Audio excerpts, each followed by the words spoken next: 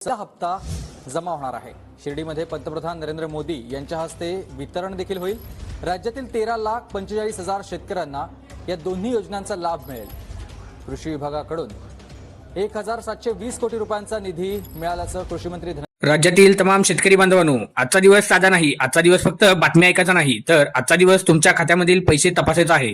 कारण आज राज्य सरकारच्या माध्यमातून महासन्मान निधी योजनेचे पैसे शेतकऱ्यांच्या खात्यामध्ये आणि केंद्र सरकारच्या माध्यमातून पीएम किसान सन्मान निधी योजनेचे शेतकऱ्यांच्या खात्यामध्ये पैसे जमा होण्यास सुरुवात झाली आहे। मित्रांनो, आज ही घोषणा नाही, आज ही फाईलची बातमी नाही। आज सकाळपासून राज्यातल्या अनेक शेतकऱ्यांच्या मोबाईलवर मेसेज वाजायला सुरुवात झाली आहे। आज सकाळी उठल्यावर काही शेतकऱ्यांच्या मोबाईलवर थेट मेसेज आला आहे की खाते क्रेडिट झाले आहे, पैसे जमा झाले आहेत, शेतकऱ्यांच्या नावावर थेट रक्कम पडली आहे।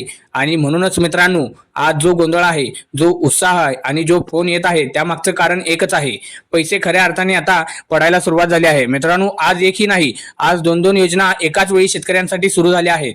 एकीकडे केंद्र सरकारची पीएम किसान सन्मान महानिधी योजना आणि दुसरीकडे राज्य सरकारची नमो शेतकरी महासन्मान निधी योजना, या दोन्ही योजनांचे हप्ते आजपासून शेतकऱ्यांच्या खात्यामध्ये जमा होण्यास सुरुवात झाली आहे। आता इथं थांबून मी तुम्हाला एका गोष्टीवर स्पष्ट सांगतो की आज सोशल मीडियावरती खूप काही व्हायरल होत आहे। कोण म्हणत आहे पैसे आले नाहीत, कोण म्हणत आहे अजून येणार आहेत, कोण म्हणत आहे नाव कट झाला आहे, तर कोण म्हणत आहे की उद्या येणार आहे। पण मित्रांनो, आज मी तुम्हाला अंदाज नाही सांगणार, अफवा नाही, तर नेमकं काय सुरू आहे, हे तथ्य काय आहे, हे सर्व काही सांगणार आहे। कारण आज सकाळपासून राज्यातील अनेक जिल्ह्यांमध्ये महाडीबीटी प्रणालीद्वारे शेतकऱ्यांच्या खात्यामध्ये थेट पैसे टाकण्याची प्रक्रिया सुरू झाली आहे।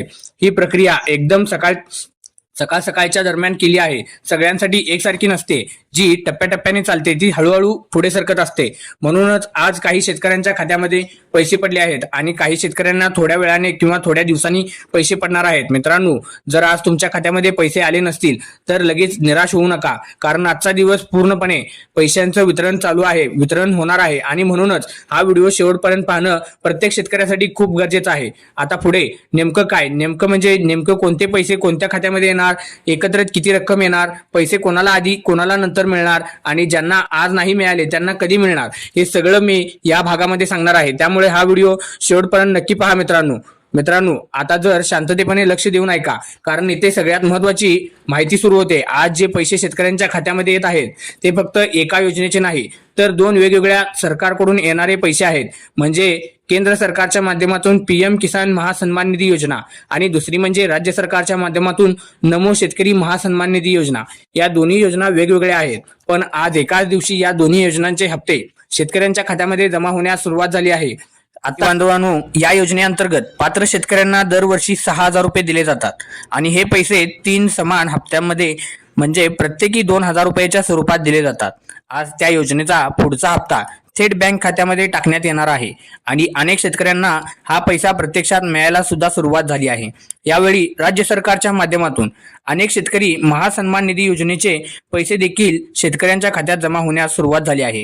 ही योजना खास महाराष्ट्रातील शेतकऱ्यांसाठी राबवण्यात आली आहे आणि पीएम किसान योजनेचा पात्र असलेल्या शेतकऱ्यांनाच या योजनेचा लाभ दिला जातो। त्यामुळे केंद्र सरकारकडून मिळणाऱ्या 2,000 रुपयांबरोबरच राज्य सरकारकडूनही अतिरिक्त 2,000 रुपये शेतकऱ्यांच्या खात्यामध्ये जमा होत आहेत आणि म्हणूनच आज अनेक शेतकऱ्यांच्या खात्यात एकत्र 4,000 रुपये जमा होत आहेत। हे पैसे मिळण्यासाठी शेतकऱ्यांना कुठलाही वेगळा अर्ज करावा लागलेला नाही, कोणाकडे हेलपाटे मारावे लागले नाहीत आणि कोणालाही फोन करून विनंती करावी लागली नाही। ज्याचे नाव आधीपासून पीएम किसान योजनेत आहेत, ज्याचं आधार, बँक खातं आणि जमीन नोंदणी बरोबर आहे, अशा शेतकऱ्यांना हे पैसे आपोआप महाडीबीटी प्रणालीद्वारे मिळत आहेत।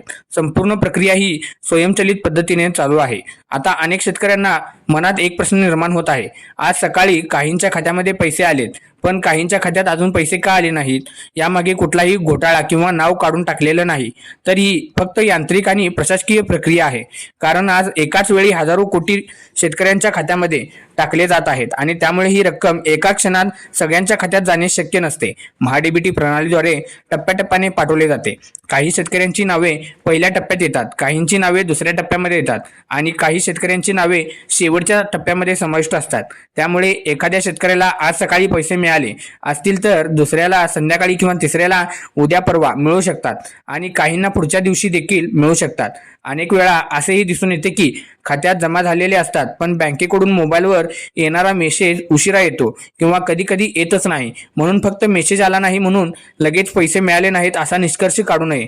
एखादा एटीएम किंवा मिनी स्टेटमेंट बँकमध्ये जाऊन बँक पासबुक तपासा, मोबाईल बँक ॲप तपासून महत्त्वाचा निर्णय घ्या. आता पुढे आपण पाहणार आहोत की नेमकं कोणत्या जिल्ह्यामध्ये आधी पैसे वितरण सुरू झाले आहे. सरकारने पहिल्या टप्प्यासाठी 20 जिल्ह्यांची निवड का केली आहे आणि ज्या शेतकऱ्यांना आज पैसे मिळाले नाहीत त्यांना पुढे काय काळजी करायची आहे हे सर्व काही सांगणार आहे. हे सगळे मुद्दे आता जाणून घेऊया. मित्रांनो, आता आपण एका मुद्द्यावरती जाणायचं म्हणजे सर्वात जास्त गोंधळ निर्माण झालेला आहे तो म्हणजे जिल्ह्यांचा आणि टप्प्यांचा विषय. आज सकाळपासून काही जिल्ह्यांमध्ये पैसे मोठ्या प्रमाणामध्ये जमा व्हायला सुरुवात झाली आहे, तर काही जिल्ह्यांमध्ये अजून प्रक्रिया सुरूच आहे. याचं कारण असं नाही की कुठल्या जिल्ह्यांना मुद्दाम मागे ठेवला आहे, तर यामध्ये पूर्णपणे प्रशासकीय तांत्रिकी कारणं असू शकतात. महाराष्ट्र सरकारमध्ये एकूण 36 जिल्हे आहेत आणि जर एका दिवसात सगळ्या जिल्ह्यांमध्ये एकाच वेळी पैसे पाठवले गेले तर बँकिंग सिस्टीमवर प्रचंड ताण येऊ शकतो. हजारो कोटी रुपये रक्कम एका क्षणात ट्रान्सफर झाली नाही तर अनेक वेळा बँकाचे सर्व्हर डाऊन होण्याची शक्यता असते, नेटवर्क फ्लो होतो आणि शेतकऱ्यांना उलट जास्त त्रास सहन करावा लागतो. म्हणूनच प्रशासनाने आज असं केलं आहे की टप्प्याटप्प्याने 20 जिल्ह्यांमध्ये वितरण करण्याचे ठरवलेले आहे. या निर्णयानुसार सरकारने पहिल्या टप्प्यामध्ये महाराष्ट्रातील 20 जिल्ह्यांची निवड केली आहे. या जिल्ह्यांमध्ये आज सकाळपासून महाडीबीटी प्रणालीद्वारे शेतकऱ्यांच्या खात्यात पैसे जमा होण्यास सुरुवात झाली आहे. काही जिल्ह्यांमध्ये प्रक्रिया वेगात चालू आहे तर काही ठिकाणी हळूहळू पैसे जमा होत आहेत. या प्रक्रिया सुरू झाली आहेत हे महत्त्वाचं आहे. याचा अर्थ असा अजिबात काढू नये की उरलेला 16 जिल्ह्यांमध्ये शेतकऱ्यांना पैसे मिळणार नाहीत. उलट सरकारने स्पष्ट सांगितले आहे की या उरलेल्या जिल्ह्यांमध्ये पुढच्या टप्प्यामध्ये पैसे सोडले जाणार आहेत.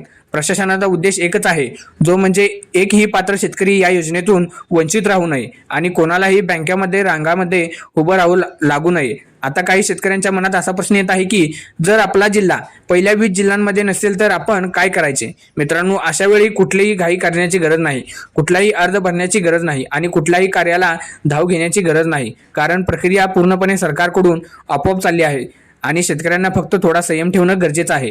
आज दिवसभरात आणि रात्री उशिरापर्यंत अनेक खात्यांमध्ये पैसे जमा होण्यास सुरुवात होणार आहे.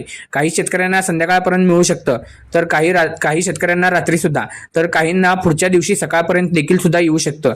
त्यामुळे आजच निर्णय काढून घाबरण्यापेक्षा पूर्ण प्रक्रिया होईपर्यंत थांबणं योग्य ठरेल. शेतकरी मित्रांनो, याच दरम्यान शेतकऱ्यांनी एक महत्त्वाची गोष्ट लक्षात घेणं गरजेचं आहे. जर एखाद्या शेतकऱ्याचं बँक खाते आधाराशी लिंक नसेल, बँक खाते बंद किंवा निष्क्रिय अवस्थेत असेल किंवा ई-केवायसी अपूर्ण असेल तर अशा प्रकरणामध्ये पैसे थोडे उशिरा जमा होतात. पण याचा अर्थ पैसे रद्द झाले असा अजिबात होत नाही, तर कागदपत्राची दुरुस्ती केल्यानंतर तेच पैसे पुढच्या टप्प्यात सुद्धा जमा होऊ शकतात. म्हणूनच आजचा दिवस हा केवळ पैसे येण्याचा नाही तर स्वतःची माहिती तपासण्याचा देखील आहे. आधार, बँक खाते, मोबाईल नंबर आणि जमीन नोंद यामध्ये काही चूक नाही हे एकदा तपासून घेणं गरजेचं आहे, कारण पुढच्या टप्प्यातील पैसे देखील मिळण्यासाठी ही गोष्ट खूप महत्त्वाची आहे. आता आपण मित्रांनो जाणून घ्यायचं आहे की आजचा हा विषय फक्त पैशाचा नाही तर शेतकऱ्यांच्या आत्मसन्मानाचा आहे. शेतकरी कधीही भीक मागत नाही, तो कष्ट करून जगतो आणि मेहनतीवर विश्वास ठेवतो. अशा शेतकऱ्यांच्या खात्यामध्ये थेट पैसे जमा होणं म्हणजे त्यांच्या कष्टाच्या थोडीशी तरी दखल घेणं गरजेचं आहे असं म्हटलं लागेल. केंद्र सरकार आणि राज्य सरकार या दोनांकडून जे पैसे शेतकऱ्यांच्या खात्यात जमा होत आहेत ते कुठलंही कर्ज नाही तर परत द्यायचे नाहीत आणि कोणाचेही पुढे हात पसरावा लागणार नाही असा सन्मान निधी आहे. आज काही शेतकऱ्यांच्या खात्यामध्ये पैसे आले असतील तर काहींच्या खात्यात प्रक्रिया सुरू आहे आणि काहींना उद्या मिळत आहे. याचा अर्थ कोणालाही वंचित ठेवलं जात नाही, तर संपूर्ण प्रक्रिया टप्प्याटप्प्याने पारदर्शक पद्धतीने पूर्ण होणार आहे. त्यामुळे पैसे आले नाहीत म्हणून घाबरायचं नाही, संयम ठेवा, खातं तपासा, योग्य पद्धतीवर विश्वास ठेवा. आज जर तुमच्या खात्यात हे पैसे जमा असतील तर हे जपून वापरा, योग्य कामासाठी वापरा, पुढच्या शेतीसाठी त्याचा उपयोग करा. मित्रांनो, सरकारकडून स्पष्ट सांगण्यात आले आहे की एकही पात्र शेतकरी योजनेमध्ये वंचित राहणार नाही. अशा वेळी अफवांवर विश्वास ठेवणं तुम्ही टाळा. मित्रांनो, सोशल मीडियावर फिरणाऱ्या अपूर्ण माहितीकडे दुर्लक्ष करा आणि खात्रीशीर माहिती मिळवण्यासाठी अशाच विश्वसनीय माध्यमाशी जोडून राहा, कारण चुकीची माहिती शेतकऱ्यांचं नुकसान करते आणि योग्य माहिती शेतकऱ्यांना आधार देते. म्हणूनच योग्य वेळी योग्य माहिती मिळणं हे सर्वात मोठं गरजेचं आहे. मित्रांनो, जर तुम्हाला आजचा हा व्हिडिओ उपयोगी वाटला असेल तर तुमचा थोडासा गोंधळ झाला नसेल तर हा व्हिडिओ जास्तीत जास्त शेतकऱ्यांपर्यंत पाठवा आणि एखाद्या शेतकऱ्याला जर यामुळे योग्य माहिती मिळेल तरच तुमचं समाधान होईल. चॅनलला आपलं लाईक करा, सबस्क्राईब करा आणि पुढील महत्त्वाच्या अपडेटसाठी आपल्यासोबत जोडून राहा. पुन्हा भेटूया एका अशाच महत्त्वाच्या आणि विश्वसनीय अपडेटसह.